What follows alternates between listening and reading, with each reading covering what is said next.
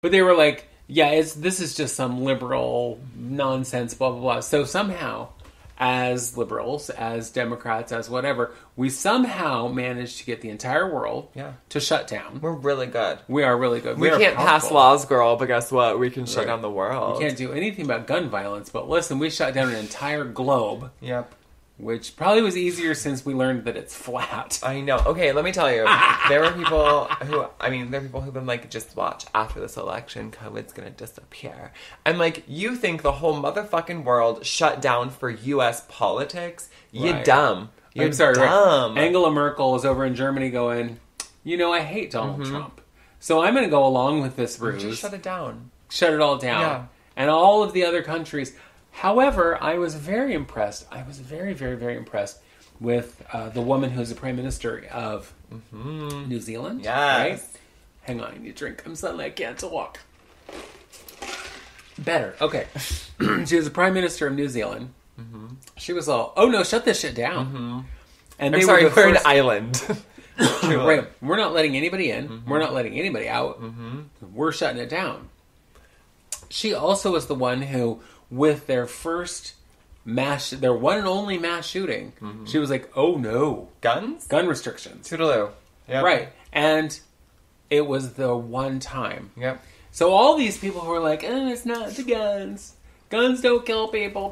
Yeah, well, it's a lot easier with a gun. Yep. I mean, if you were just throwing bullets at folks, you're not going to do much harm. I was reading something. In 2020, in the United States... Barely, girl. I had it read to me. I was like, Siri, tell me this. Just kidding. In 2020, allegedly, more children died from gun violence than ever before. And the reason being, not mass shootings. They at home. Right. They at home with, like, unlocked up guns, guns out in a safe, guns unloaded, and kids not really being, like, supervised often. Right. You know what I mean? So, yeah, crazy, huh? But also, what I'm going to say about New Zealand is I don't know her name either, the Prime Minister, but... New Zealand has a large indigenous population. They're the Maori people. And so for her to shut down this island and, protect people, but also just protect the indigeneity of that land is so important, because, like, how reminiscent is it for indigenous people to, catch a disease and die? So I think it's very important and very cool of her to, keep that in mind while... shutting it down. I'm not sure how to pronounce her name. Okay. Jacinda Ardern? Sure. Ardern. Yeah. Jacinda, I think. So, I'm going to tie that back to Drag Race, where we kind of started. Because when they filmed the first season, so far the only season, of Drag Race Down Under, it was supposed to be filmed in Australia. Mm-hmm. But Australia couldn't get their shit together. Sure. And Miss Jacinda here was like, oh no, shut it down. Yeah. And they were the first ones to be able to have sports events because they had it all under control. Mm-hmm. Well, so they said, you can film here. Mm-hmm. And they shot like I said, the only season that's happened so far, which sucked. It was terrible. But that happened in New Zealand instead of Australia. Mm. And so New Zealand made a whole lot of money off of that franchise in the queer community and whatever. Because Miss Thing here had her shit together. Yep. So I find her very impressive. There are lots of people who I think showed their true colors, like politically, like this woman and Angela Merkel and different people. And first of all, you just need women running more things. God damn it, I know, right? Could you imagine? And I always loved it, the argument. And even my grandmother, your mother, I remember growing up and she would say things, well, women can't be in charge because what happens when they have their monthly? I'm like, bitch, listen to me, okay?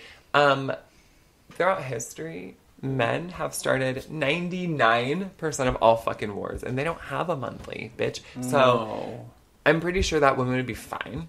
There's like less violence from women than there is from men. Domestic violence, mostly men. Rape, mostly men. Childhood violence, mostly men. Do you know what I mean? Yeah. All these things, mostly men. Right. And so, like, I'm not saying women don't, but, like, statistically, it's not... The severity isn't there. So, women running things would be Beautiful. Obviously, okay, let's... Yeah, not all women. We don't want Sarah Palin to run anything. I don't want Marjorie Greene. Oh. That fucking bitch. Who, by the way, apparently has complete amnesia. Honestly, and so you're a politician at 40 years old and you don't remember anything? I expect all these old other dinosaurs not to remember. I don't remember. I don't think I said that. I Roll the clip, please. Wait. You know, now that it's jogging my memory. I think maybe the COVID ate her brain away. You know, right. That maybe one time I may have said on camera that Nancy Pelosi was a traitor. And just once. And that's punishable by death. That you called for the death of Nancy Pelosi. I realize we have just taken a hard right turn here. Sorry. But I'm sorry, that bitch is crazy. Yes. But I've been watching clips of her. I love that where they're like, did you say this? I don't remember saying... And she's answered, I don't remember, because she's not going to perjure herself and say, no, I didn't say it. Mm-hmm. I don't remember saying that. To everything. Roll the clip. But she says it to literally everything. I don't yes, she does. I don't remember. I'm not going to answer that question. And currently, we just talked about this right before this, the defamation case between Johnny Depp and Amber Heard is also happening. And Amber Heard is a crazy fucking person, but to watch how she acts, to watch her attorneys, and then to watch what's happening with Marjorie Greene, I'm like, Marjorie Greene is just the older version of Amber Heard. Like, bitch, look, that's your future, honey. You crazy ass bitch. Like, that's gonna be Maybe they bitch. should just sit Amber Heard down and make her watch the Marjorie Taylor Greene. Maybe just them in front of each other. Ooh. Yeah. She can cut off her finger with a broken bottle. Yeah. Sorry. I remember when all of that stuff came out, and again, another right turn, but, or hard left. I don't know how people say. Anyhow, when it came out that she was saying that Johnny Depp abused her, I had a couple friends who were like, you have to believe her because she's the woman. And it's like, not in this case, because she has a history of making shit up. Right, and that's the thing is, like, you don't just believe people because you don't believe a woman just because she's a woman. That is the dumbest fucking thing ever. First of all, you need information. You can just be like, well, I believe you. You know what I mean? Like, right. I think there are cases in which, yes, you can, but if there is other proof and other evidence and more information, then you need to go off that. You can't be like, well, solidarity with women, that's ignorant. You're stupid. Sorry. Right, because then we would believe Marjorie Taylor Greene.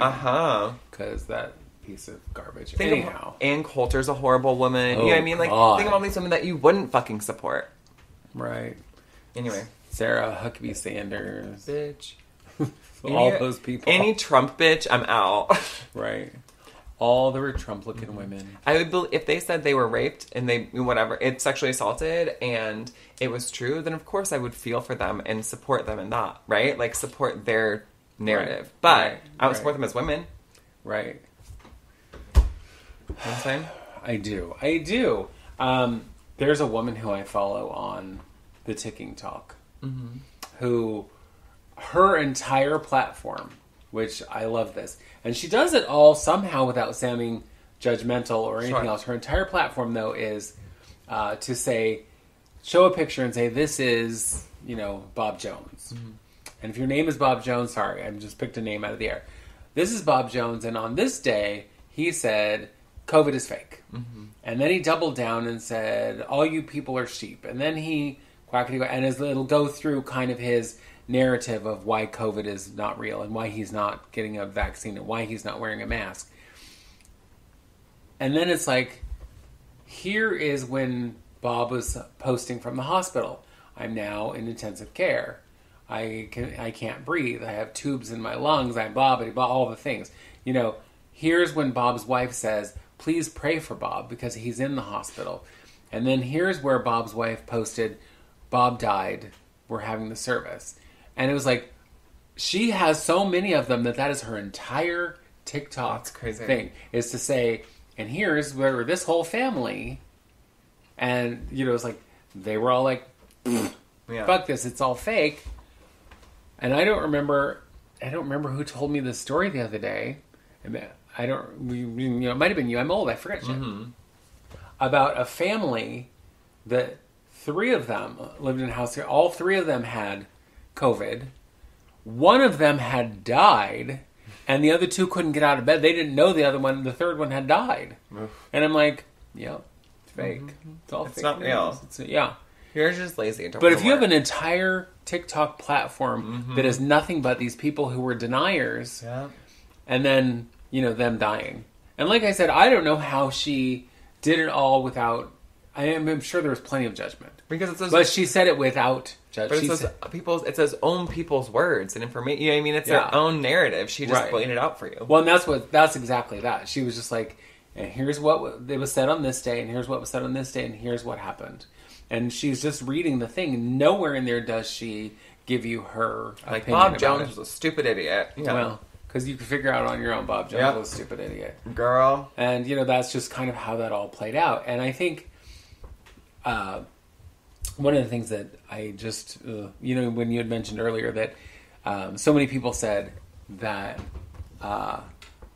once the election's over, it'll just disappear because it was all there to make Trump look bad. One of the people who said that, of course, was his son. Mm-hmm. Was like, you watch, if he loses the election, moments later, it'll all be gone, everybody will be fine, blah, blah, blah. And then, of course, it just ratcheted up more. Yeah. And then we went through the taking the masks off, putting the masks back on. Because the mask mandate here in Oregon went away for, 2 weeks? Maybe. I think it was maybe not even 2 full weeks. And then it just skyrocketed. And I was actually talking to my daughter about that this morning. That's like on her way to school, because she said, by the time we get back from vacation, will COVID be over? I was like, no. No. It feels like it's becoming more manageable. Mm-hmm. Like it's more under control. But I said, if you remember the last time they took away the masks, it only lasted for a couple of weeks and then it came right back. And with a vengeance, because we had a different variant and a different whatever. Interesting thing, though, I went to the doctor the other day and asked about having the second booster, because I've had both vaccines and a booster, and she said that she doesn't recommend a second booster unless there's another variant. Okay. She said, if another variant pops up, yes, ma'am, come right in, get your second booster, because that's when it really feels necessary. Otherwise, you're just kind of giving yourself extra medication that you don't really need. Okay. And I was like, oh, interesting. Wait, that's your doctor? That's also my doctor. Wait a minute. Oh, shout out to Allison Fox. She's the best. She's literally the best. We love her. Yeah. We heard her. I'm going to take a really quick break, and then I'm going to do my story. Do it.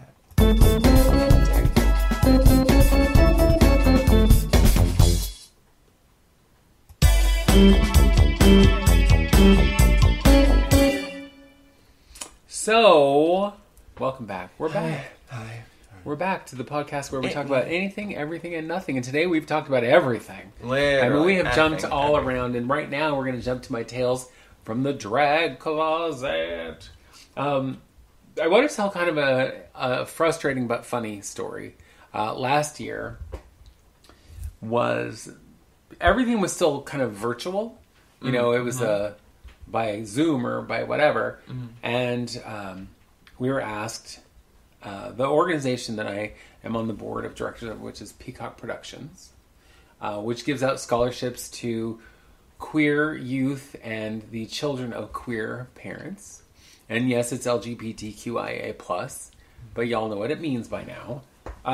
Anyway, been around for many, many years, giving away tens of thousands of dollars to kids to go to school. And not just kids, grown folk too. But last year, we were asked if we would be in the Pride Parade, which was going to be filmed and then shown on, I want to say, just one of the local channels. And so we were like, sure. And so we... and I say we as if I did any of it, other than showing up and, why would you? Looking good. We put together a float, which was a big flatbed truck, which we decorated up with flowers and stuff.